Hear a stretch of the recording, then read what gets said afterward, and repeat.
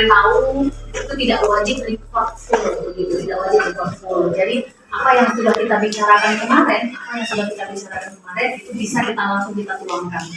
Jadi yang pertama tentang penyusunan KWSP. Kalau penyusunan KWSP itu ada di ini ya, ada di kepala sekolah dan komite pembelajarannya sebenarnya. Jadi di situ yang perlu diperhatikan adalah bagaimana sekolah menyusun visi misi serta tujuan sekolah, dengan memperhatikan berbagai aspek ya, berbagai aspek. Yang pertama itu aspek kekuatannya. Kalau sekolah kita, aspek kekuatannya itu ada di pengelolaan standar pendidikannya. Pengelolaan standar pendidikan, bagaimana mengorganisasi pembelajaran. Kemudian kita bisa dilihat dari bagaimana terjalinnya hubungan yang harmonis sesama warga sekolah, dan selanjutnya adalah lulusan sekolah yang nantinya akan memiliki daya saing yang cukup tinggi, yaitu di sini kalau kita hampir bahkan di atas 90% mungkin ya masuk negeri. Itu mungkin karena faktor donasi ya sebenarnya, tetapi masuk merupakan aspek kekuatan dari sekolah kita. Kemudian kalau kelemahannya itu selama ini dirasakan belum terpenuhinya tenaga pendidik yang sesuai ataupun mumpuni di bidangnya, terutama untuk bidang aplikasi teknologi yang didukung untuk melaksanakan pembelajaran yang lebih bermakna.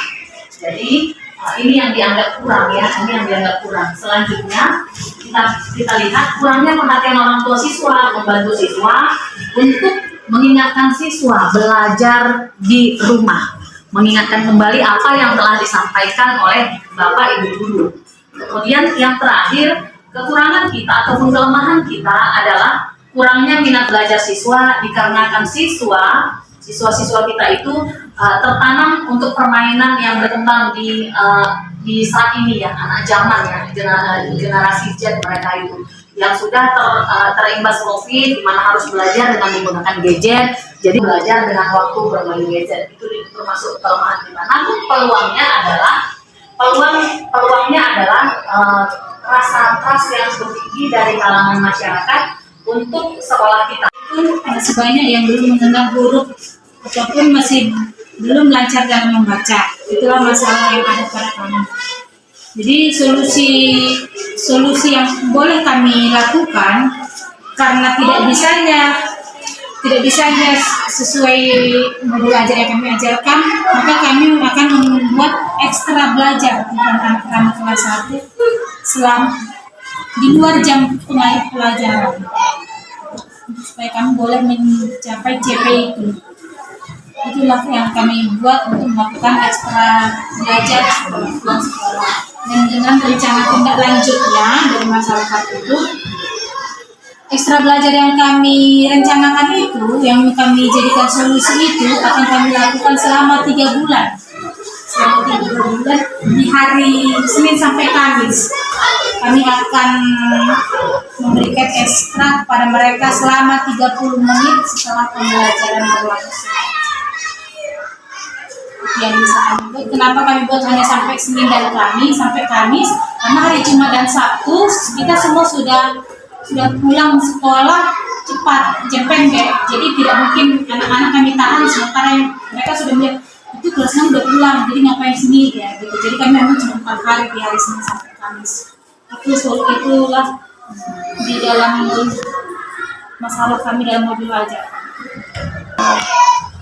Bapak dan Ibu yang sudah menyediakan waktu untuk kami pada kelas 2, tantangan kami pada saat penyusunan modul ajar, di mana kalau modul ajar itu dalam proses pembelajaran kita sering tidak tercapai sesuai alurnya, jadi kita menganalisis CP, capaian pembelajarannya duluan, agar bisa menyesuaikan kepada kebutuhan siswa dan keadaan peserta didik kita.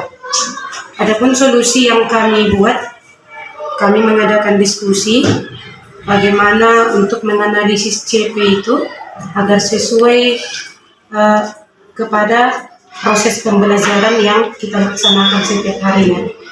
Untuk rencana tindak lanjut, kami akan membuat modul ajar yang sesuai dengan analisis capaian pembelajaran yang sesuai dengan kebutuhan siswa kita tadi.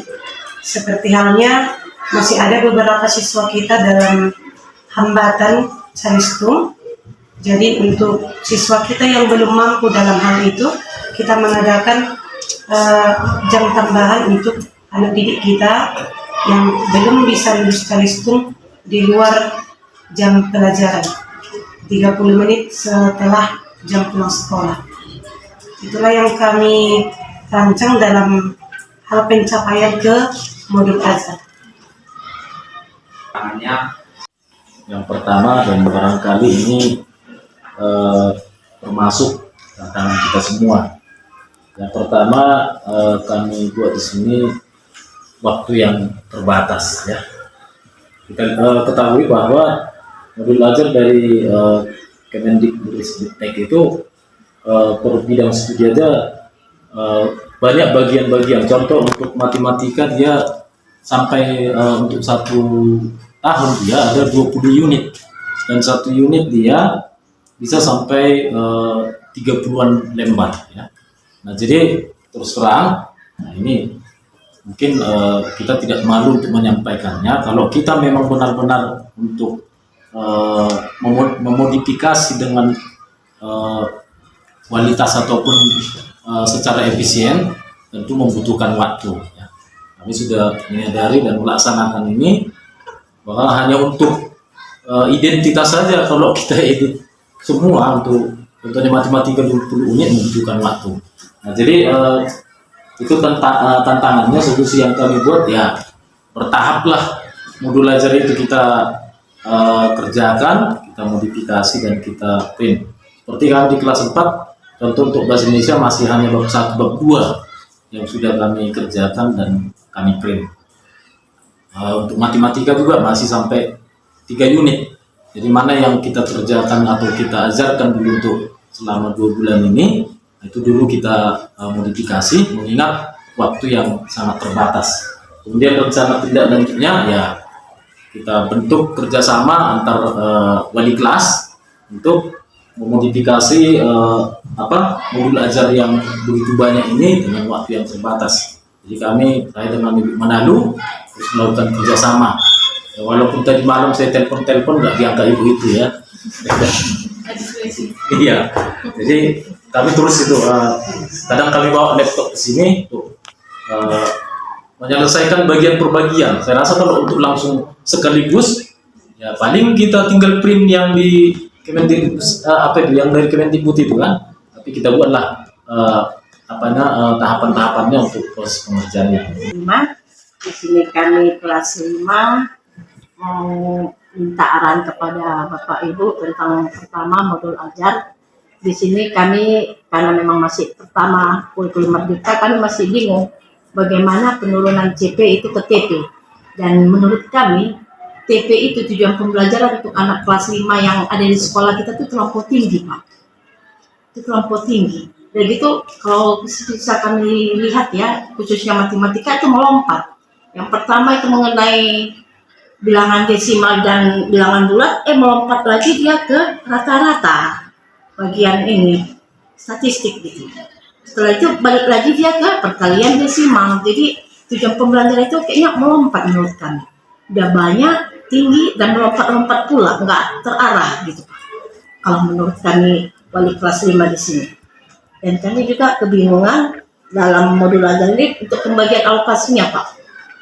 Yang di lapangan kami hadapi itu terlampau sedikit alokasi yang kami hadapi gitu. Karena anak-anak harus kami ajari lagi mulai dari dasarnya. Sementara yang CP yang kita buat di kurikulum merdeka ini, terutama di modul ajar yang kami dapat dari Kemendikbud lah dulu kan, terlampau tinggi gitu Pak. Jadi kami nggak bisa langsung melompat-melompat mengikuti lokasi yang telah ditentukan di modul ajar.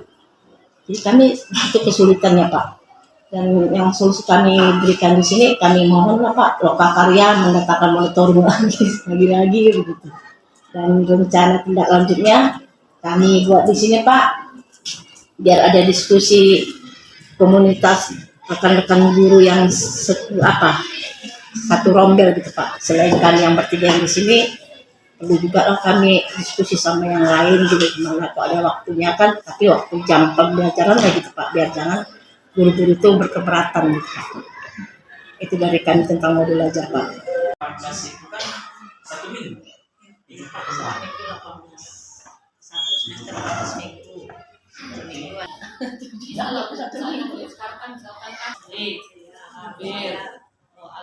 Mulai sekarang bisa dikumpul Bu. Aku seperti itu aku buat. Kalau terapkan di besok juga nggak ada kamu. Hanya hari ini kabel siapa mau ibu tandai aja namanya. Ini pasti simpan sampai nanti semuanya baru baterai sini dan bukan dulu simpan. Pasti 1 bulan ini udah pasti itu. Tapi ibu apa juga di grup. Nah, udah bawa ini ya. Bukan kan kuliah gitu tuh ya. Belum ada. Ya kalau belum ada ya harus ada yang dia masalah ya kalau satu kelas saya 9 orang yang masih belum doktrin mana HP nggak punya karena HP-nya kan